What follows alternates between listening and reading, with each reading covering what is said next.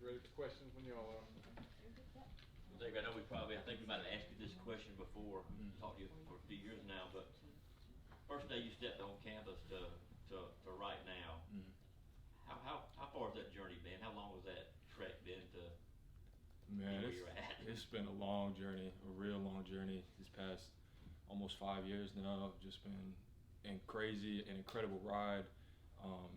I've made so many different relationships over the past 5 years and have learned so much from, even at my position, like a lot of different position coaches. So I feel like these last 5 years have just been a blessing to my own personal growth.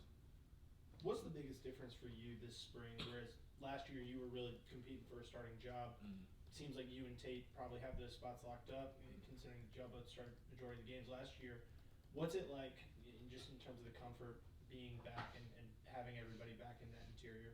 Yeah, so I mean, here at Georgia, I know like it's easy to say like somebody started at the job last year, they're gonna get it back again, but Coach Smart always likes to make it the case that that's not always true, and it kind of keeps you pushing to keep your spot, because there's obviously even the younger guys we got behind me on the depth chart. There's a lot of talent there, and it only takes one of us up front to slip up so much, and they could easily squeeze right in or whatnot, injuries, whatnot. I'm gonna have to fight for my spot back. So really comfort wise, I'm comfort in my group of guys and the connections I got in the O-line room, but I'm still, it's still spring and I'm still fighting for my position.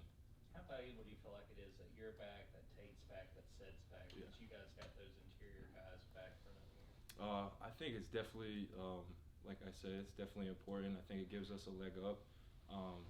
I think there's a lot of maturity and a lot of experience on our O-line, especially now having Tate, Sed, myself, and all the guys back, even Mims, is a big help. And this will be a great year for Mims growing, and I think if we all just work hard, it'll work out.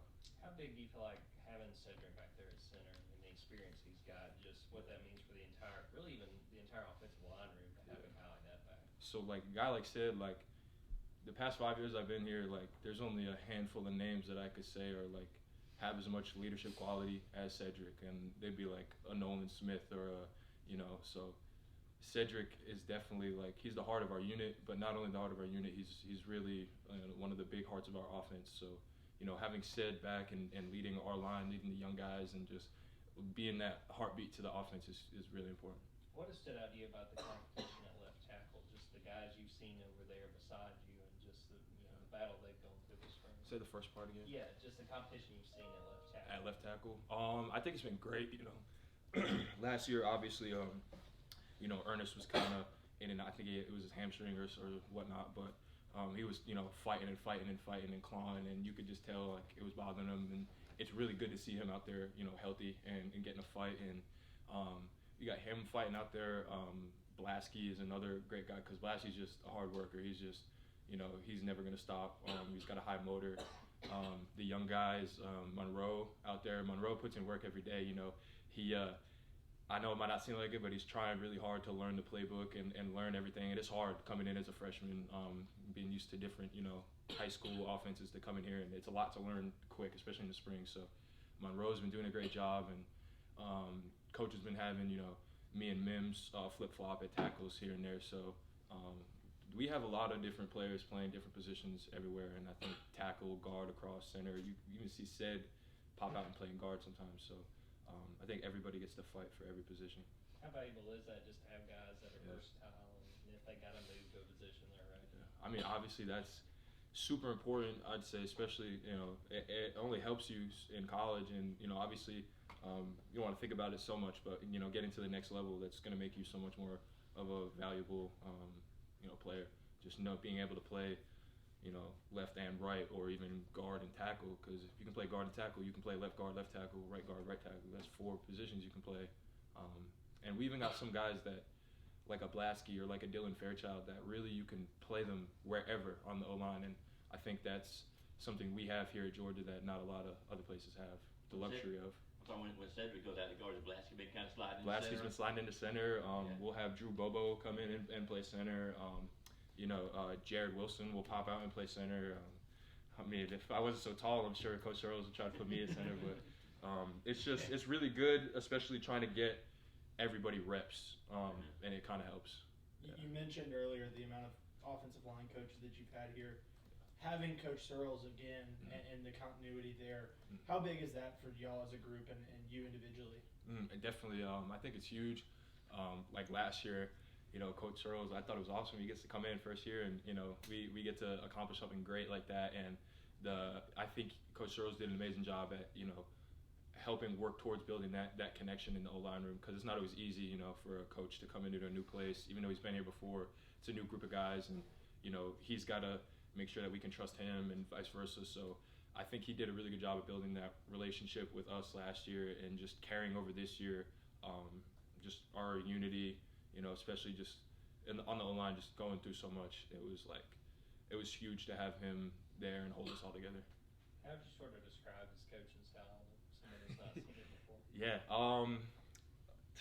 unorthodox, but definitely, he's an awesome coach, and he, I love him because he can go. You mess up one play, he'll go from throwing his hat to the next play. He's got his calmness back, and I think that's really important at the coaching position, especially O-line, because practice there's always mistakes. Mistakes are always gonna happen, but being able for him to take a minute and teach us through it and stay calm, I think it's awesome having them. Yeah. When you look at this spring, what are the areas of your game you're focused on, the things you want to improve by the time spring's over with? Yeah, for me personally, this spring I've really been working on in my pass set, throwing my hands and punching and staying low. I think last year we had a really good year pass protection wise, but for me, just watching the little things on film, I definitely played a little too high.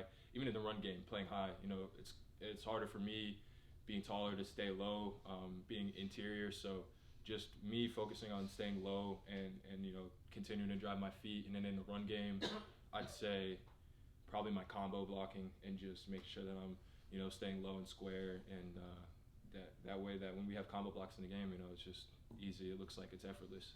Last year, it felt like y'all had an extra offensive lineman out there with Darnell. Yeah. How have you seen those tight ends, specifically Oscar, step up and take steps in the right direction in the run game? Definitely. I think guys like Oscar, especially Oscar, even when I'm at tackle and he's next to me, we say we have a combo block. He's a real tough-nosed kid. He's gonna always drive his feet and block hard. And I think just watching his growth, even since the beginning of last year till right now, has just been, he's another one, an amazing, just his journey and progression. And I think blocking has been a big part of his game that's improved, definitely, even since last year. I don't want to be a bummer, but I know you were best buds with Dev. Yeah. Do you like being asked about him now, and how has just everything that happened in January sort of changed your life? Yeah, I mean, obviously, that was something that was incredibly hard, not just on, myself, obviously, but on the entire unit, on the O-line, on the entire team. And it was just, that's a part of my life that, I'll always embrace the relationship I have with all my teammates and everything now. And it's just, as much of a pain to my heart that it was, I'm trying to see the bright side of things now. And, Devin always had such a great energy that he always brought into the facility. So I feel like our best way to honor him is to have that same energy that he always brought, that same, the grit that he played with and everything. Yeah.